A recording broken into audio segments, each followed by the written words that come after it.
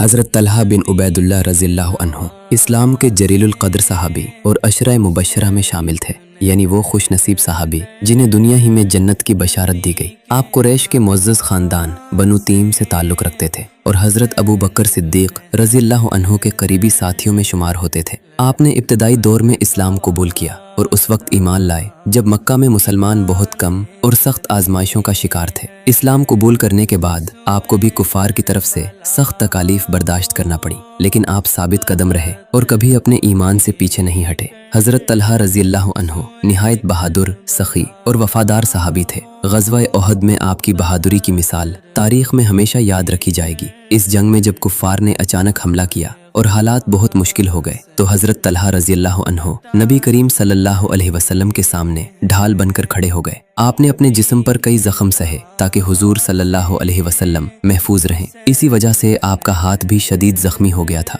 आपको नबी करीम सल्लल्लाहु अलैहि वसल्लम ने तलहतुल खैर और तलहतुल जूद जैसे अलक़ाबात से नवाजा, जो आपकी नेकी और सखावत की दलील हैं। आप अल्लाह की राह में दिल खोल कर खर्च करने वाले थे और हमेशा ज़रूरतमंदों की मदद करते थे। हज़रत तलहा बिन उबैदुल्लाह रज़ियल्लाहु अन्हु ने मुख्तलिफ ग़ज़वात में हिस्सा लिया और हर मौके पर इस्लाम के लिए अपनी जान और माल कुर्बान करने का जज्बा दिखाया। आपका शुमार उन सहाबा में होता है जिन्होंने दीन इस्लाम की बुनियादों को मजबूत करने में अहम किरदार अदा किया। आपकी शहादत जंग जुमल के मौके पर हुई। इस जंग में एक तीर आपको लगा जिससे आप जख्मी हुए और फिर आपका इंतकाल हो गया। आपकी शहादत भी इस्लाम की तारीख का एक अहम और दर्दनाक वाक़या है। हज़रत तलहा बिन उबैदुल्लाह रज़ियल्लाहु अन्हु की ज़िंदगी हमें बहादुरी, वफादारी, सब्र और अल्लाह की राह में कुर्बानी देने का दर्स देती है। इनकी सीरत हर मुसलमान के लिए मशअल राह है।